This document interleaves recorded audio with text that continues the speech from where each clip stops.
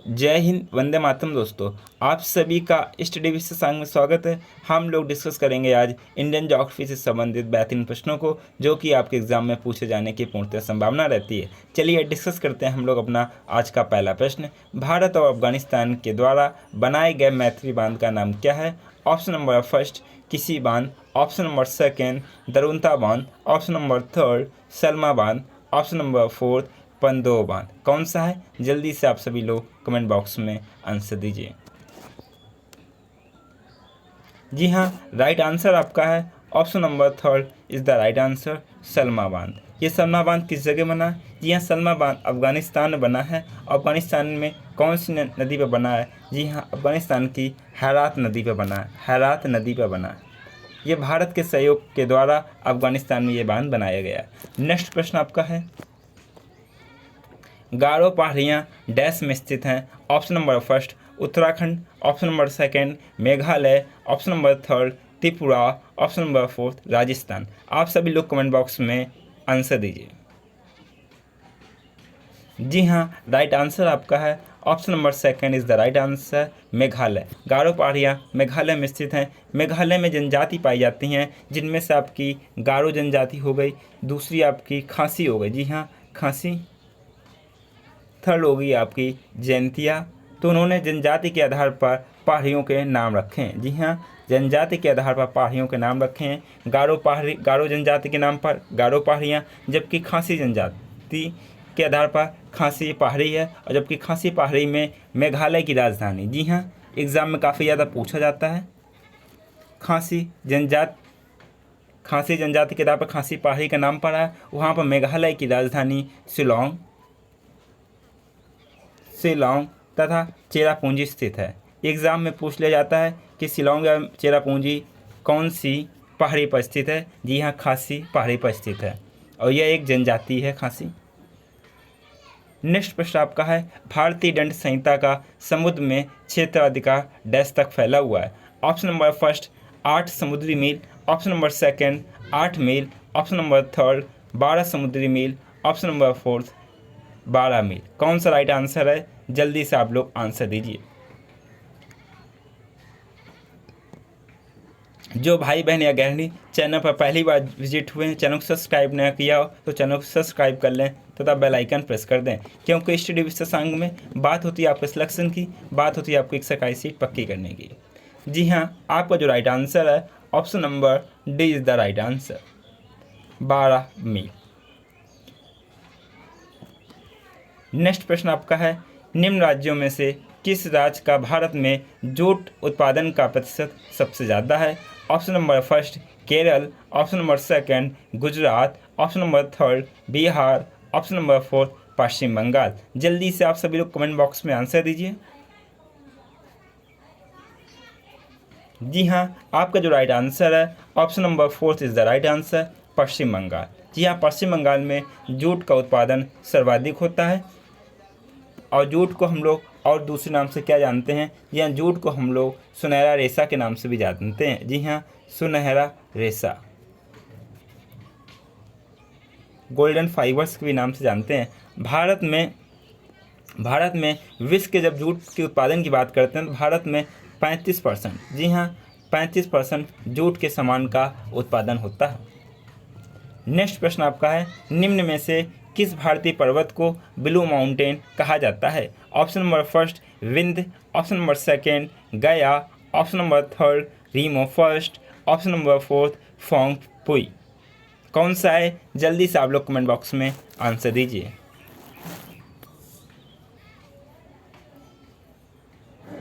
जी हाँ, आपका जो राइट आंसर आपका option number fourth is the right answer, Phawngpui. अब फोंग पुई की हम बात करते हैं। जी हाँ, फोंग पुई पूर्वोत्तर भारत का, जी हाँ ईस्टर्न इंडिया का पूर्वोत्तर भारत की लसाई पर्वतमाला पर स्थित है। जी हाँ, कौन सी पर्वतमाला? एग्ज़ाम में पूछा जा सकता है, लसाई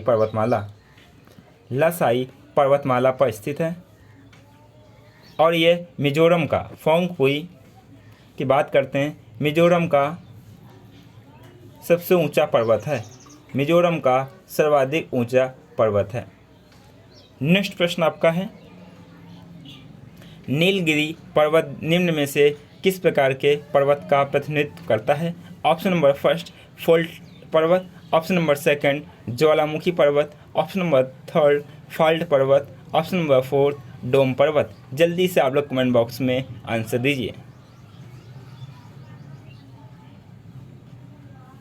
जी हाँ, आपका जो राइट आंसर है option number C is the right answer, fault पर्वत। जी हाँ, फाल्ट पर्वत। बात करते हैं हम लोग नीलगिरी पर्वत की। नीलगिरी पर्वत कहाँ स्थित है? नीलगिरी पर्वत आपका स्थित है तमिलनाडु में। जी हाँ, तमिलनाडु में। और यह एक पर्यटक स्थल है। जी हाँ, यह एक पर्यटक स्थल है, यह घूमने का स्थान है।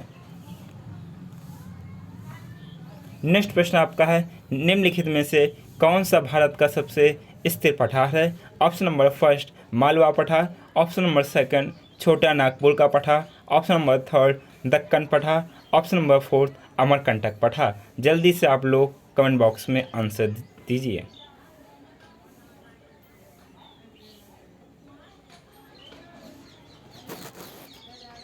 जी हाँ, आपका जो राइट आंसर है option number third is the right answer, Deccan का पठार भारत का सबसे स्थिर पठार है। दक्कन के पठार की बात करते हैं। दक्कन के पठार की आकृति कैसी है? दक्कन के पठार की आकृति त्रिभुजाकार है। जी हाँ, त्रिभुजाकार है। दक्कन के पठार का विस्तार कितने राज्यों में फैला हुआ है? दक्कन के पठार का विस्तार 8 स्टेट में फैला हुआ है। जी हाँ, 8 राज्यों में फैला हुआ है। पठार पर्वत के बारे में आपको डिफरेंस होना चाहिए। पर्वत में आपकी ऊंचाई ज़्यादा होती है, जबकि पठार में आपकी चौड़ाई ज़्यादा होती है। यहाँ पर्वत में ऊंचाई ज़्यादा रहेगी, पठार में आपकी चौड़ाई ज़्यादा रहेगी, ऊंचाई कम रहेगी। नेक्स्ट प्रश्न है, कौन सी नदी हैदराबाद शहर से होकर बहती है? Option number first Musi, option number second Gurupara, option number third Meenachil, option number fourth Netravati. जल्दी से आप लोग कमेंट बॉक्स में आंसर दीजिए। जी हाँ, हैदराबाद से होकर जो आपकी नदी बहती है option number first is the right answer, Musi नदी। अब बात करते हैं मूसी नदी की। मूसी नदी किसकी सहायक नदी है? जी हाँ, मूसी नदी है कृष्णा नदी की सहायक नदी है। जी हाँ, कृष्णा नदी की सहायक नदी है। और बात करते हैं हम लोग मीनाचिल। मीनाचिल क्या है? जी हाँ, मीनाचिल एक नदी है, ये केरल के कोरंडम से निकलती है। जी हाँ, मीनाचिल की बात करते हैं, ये केरल की नदी है। जी हाँ, केरल। और जबकि नेत्रवती की बात करते हैं, यह पश्चिमी घाट से निकलती है। जी हाँ, नेत्रवती पश्चिमी घाट से निकलती है। नेक्स्ट प्रश्न आपका है, हर राज्य का सर्वोच्च रैंकिंग भारतीय वन सेवा IFS अधिकारी कौन होता है? ऑप्शन नंबर फर्स्ट वन सेवा प्रमुख, ऑप्शन नंबर सेकंड प्रधान मुख्य वन संरक्षक, ऑप्शन नंबर थर्ड वन संरक्षक, ऑप्शन नंबर फोर्थ प्रभागी वन अधिकारी। जल्दी से आप सब लोग कमेंट बॉक्स में आंसर दीजिए। IFS की बात की जा रही है।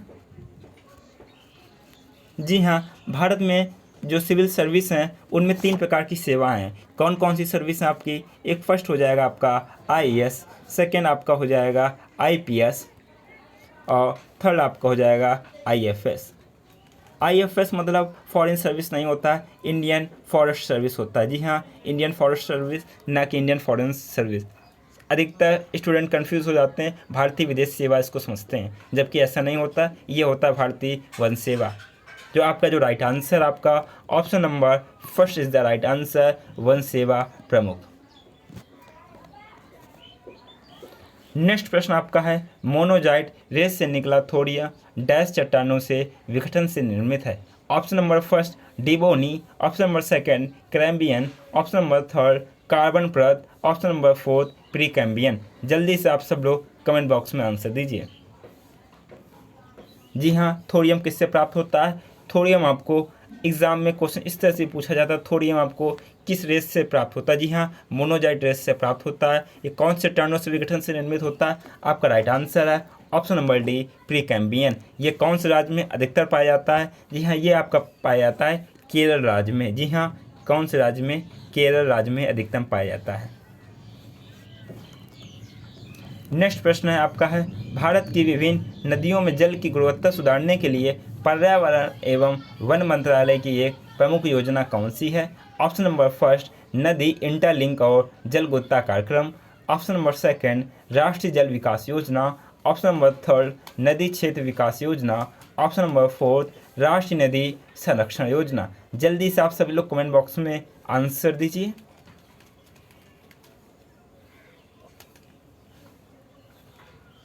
जी हाँ, आपका जो राइट आंसर है option number D is the right answer, नदी जल संरक्षण योजना। इस कार्यक्रम का क्या उद्देश्य है? इस कार्यक्रम का उद्देश्य है कि नदियों के किनारे, जी हाँ, नदियों के किनारे बसे शहरों में, ये जी हाँ, ये नदियों के किनारे बसे शहर आपका हो गए, इनमें सफाई की व्यवस्था देखना, नदियों के किनारे बसे शहरों या गाँव में शौचालय की व्यवस्था करना, साफ सफाई रखना तथा नदियों के किनारे में पेड़ों को लगाना, वृक्षारोपण करना, इस स्कीम का राष्ट्रीय नदी संरक्षण योजना का उद्देश्य है।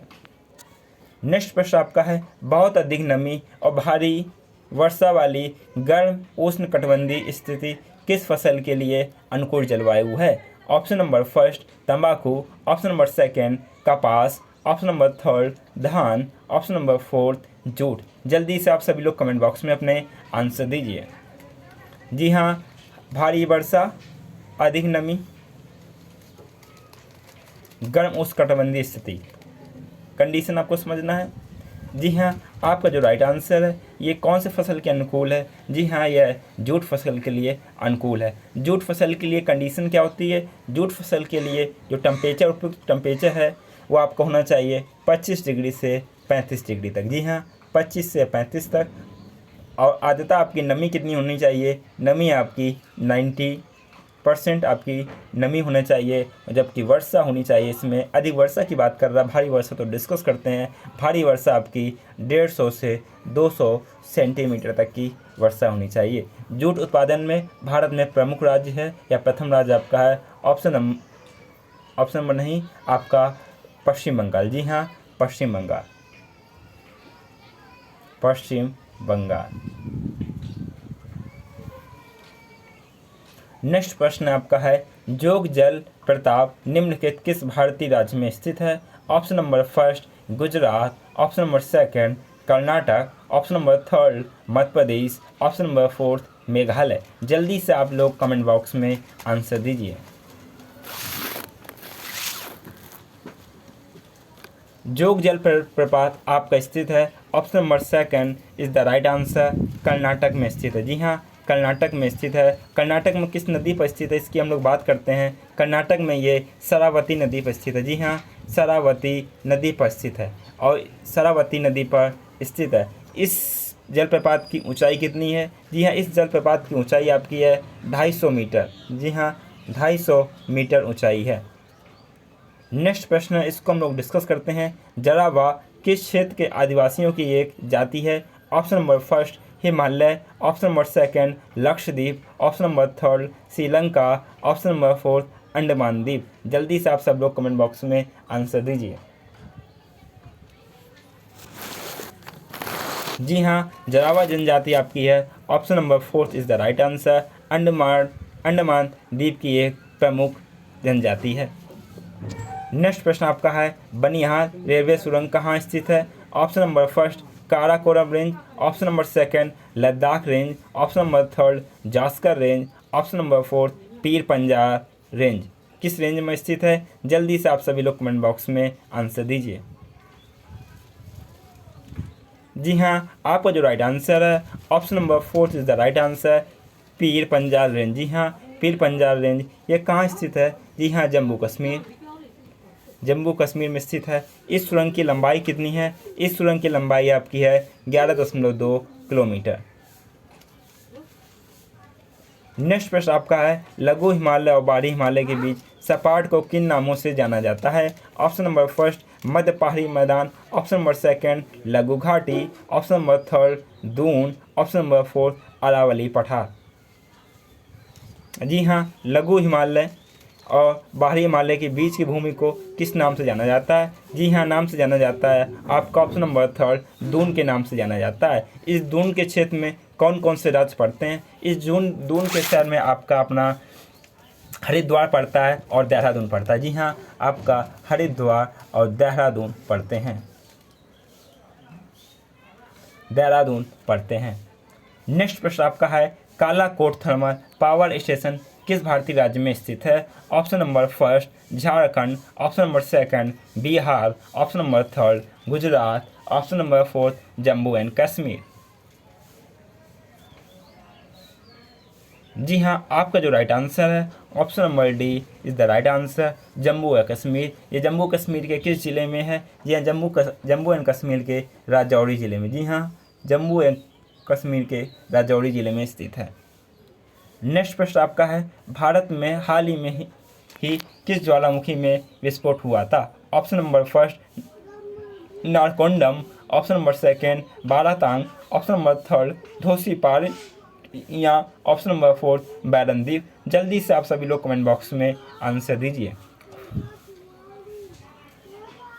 जी हाँ, आपका जो राइट आंसर है ज्वालामुखी विस्फोट हुआ था आपका option number D is the right answer, बैरनदीप में। यह कहाँ स्थित है? ये स्थित आपका अंडमान एंड निकोबार। जी हाँ, अंडमान निकोबार में स्थित है। ये एक सक्रिय ज्वालामुखी है, जबकि अंडमान निकोबार में एक और ज्वालामुखी स्थित है जिसका नाम है नारकोंडम। नारकोंडम एक सक्रिय नहीं, एक सुषुप्त ज्वालामुखी है। जी हाँ, किस प्रकार का ज्वालामुखी है? सुषुप्त ज्वालामुखी है।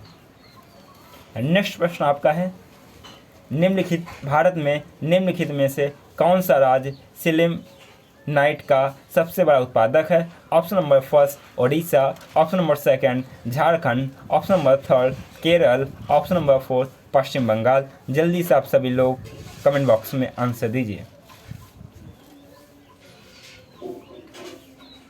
जी हाँ, आपका जो राइट आंसर है सिलिमनाइट का सबसे बड़ा उत्पादक है आपका ऑप्शन नंबर थर्ड केरल। जी हाँ, केरल। जबकि हम लोग बात करते हैं उड़ीसा और झारखंड की। उड़ीसा और झारखंड किस लिए फेमस हैं? उड़ीसा और झारखंड फेमस आपके कोयले के लिए। जी हाँ, कोयले का उत्पादन सर्वाधिक होता है। जबकि हम लोग पश्चिम बंगाल की बात करते हैं, अभी डिस्कस किया था, पश्चिम बंगाल फेमस है आपके जूट के उत्पादन के लिए।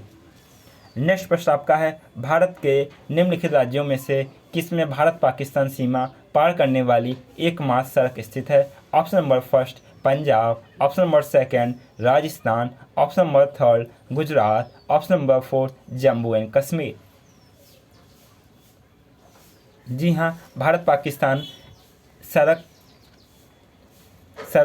जी हाँ से संबंधित कौन सी है? जी हाँ, भारत पाकिस्तान लाहौर बस यात्रा सब ने नाम सुना होगा। जी हाँ, अटल बिहारी वाजपेयी ने, हमारे जो पूर्व प्रधानमंत्री, उन्होंने ये स्कीम या फिर ये योजना लागू की थी कि भारत से पाकिस्तान एक सड़क मार्ग होना चाहिए। ये आपका किस राज्य से होकर गुजरता है? ये जी हाँ, ये आपका दिल्ली से पंजाब और पंजाब से लाहौर जाता है। पंजाब से लाहौर जाता है तो पंजाब में कौन से बॉर्डर से निकलता है? पंजाब से आपका बाघा बॉर्डर। जी हाँ, बाघा बॉर्डर से।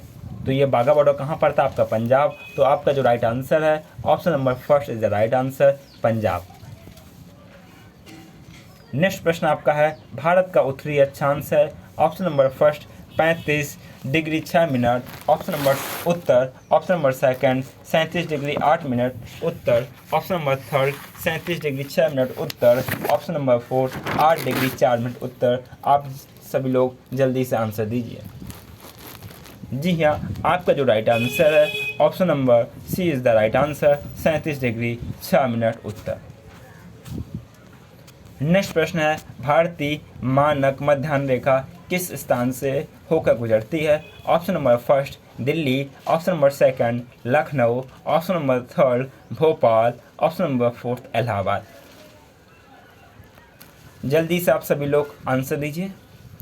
जी हाँ, आपका जो राइट आंसर है option number fourth is the right answer, Allahabad से गुजरती है। इलाहाबाद के नैनी नामक स्थान से होकर गुजरती है। इसका देशांतर कितना होता है? देशांतर होता है 82.5 डिग्री पूर्वी देशांतर। जी हाँ, 82.5 डिग्री पूर्वी देशांतर से होकर गुजरती है।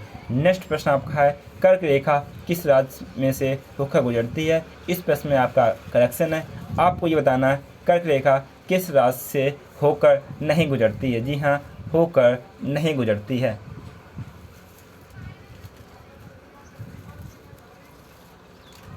जी हाँ, आपका राइट आंसर हो जाएगा option number C is the right answer, कर्क रेखा उड़ीसा राज्य से होकर नहीं गुजरती है। कौन कौन राज्यों से कर्क रेखा होकर गुजरती है आप सभी लोग कॉपी में नोट डाउन कर लीजिए, आप बताते हैं। जी हाँ, कर्क रेखा आपकी गुजरती है गुजरात से, जी फॉर गुजरात, राजस्थान से, मध्य प्रदेश से MP, आपका छत्तीसगढ़ से CS छत्तीसगढ़, झारखंड JS झारखंड, आपका पश्चिम बंगाल, वेस्ट बंगाल, पश्चिम बंगाल, आपका त्रिपुरा TI त्रिपुरा और आपका मिजोरम। यहाँ से आपकी कर्क रेखा गुजरती है। नेक्स्ट प्रश्न आपका है, क्षेत्रफल की दृष्टि से भारत का सबसे बड़ा राज्य कौन सा है? Option number first Madhya Pradesh, option number second Rajasthan, option number third Uttar Pradesh, option number fourth Maharashtra. जल्दी से आप सभी लोग कमेंट बॉक्स में आंसर दीजिए। सबसे पहले हम लोग बात करते हैं क्षेत्रफल की, तो आपको भारत का क्षेत्रफल मालूम होना चाहिए। भारत का क्षेत्रफल आपका है 32,87,263 वर्ग किलोमीटर। जी हाँ, जो कि विश्व के क्षेत्रफल का कितना है? विश्व का क्षेत्रफल का 2.4% है। अब हम लोग भारत में राज्यों की बात करते हैं कि सबसे बड़ा क्षेत्रफल किसका है। भारत में राज्यों में से सबसे बड़ा क्षेत्रफल आपका राजस्थान का है। दूसरे नंबर पर आपका आ जाएगा मध्य प्रदेश, थर्ड नंबर पे आपका आ जाएगा महाराष्ट्र और फोर्थ पे आपका आ जाएगा UP। जो आपका जो राइट आंसर है, option number first is the right answer, Rajasthan. Next प्रश्न है, निम्न में से कोई एक भारत का सबसे छोटा राज्य है? Option number first Nagaland, option number second Tripura, option number third Sikkim, option number fourth Meghalaya. जल्दी से आप सभी लोग कमेंट बॉक्स में आंसर दीजिए। जी हाँ, अगर जनसंख्या की हम लोग बात करते हैं, जनसंख्या में भारत का सबसे छोटा राज्य कौन सा है, तो इसमें आपका कौन सा राज्य होगा? जनसंख्या में आपका सबसे छोटा राज्य हो जाएगा आपका option number third is the right answer, Sikkim. जबकि हम लोग क्षेत्रफल की बात करते हैं, क्षेत्रफल में सबसे छोटा राज्य कौन सा है? क्षेत्रफल में सबसे छोटा राज्य आपका हो जाएगा गोवा। डियर स्टूडेंट, ये हम लोगों ने डिस्कस किए थे इंडियन ज्योग्राफी से संबंधित महत्वपूर्ण प्रश्नों को। आपके एग्जाम में इसी प्रकार के प्रश्न पूछे जाते हैं। ये जो प्रश्न पूछे गए हैं प्रीवियस ईयर में पूछे हुए प्रश्न हैं, आपके एग्जाम में काफ़ी ज़्यादा महत्वपूर्ण भूमिका निभाएंगे अगर ये आप प्रश्नों को तैयारी करते हुए जाएंगे।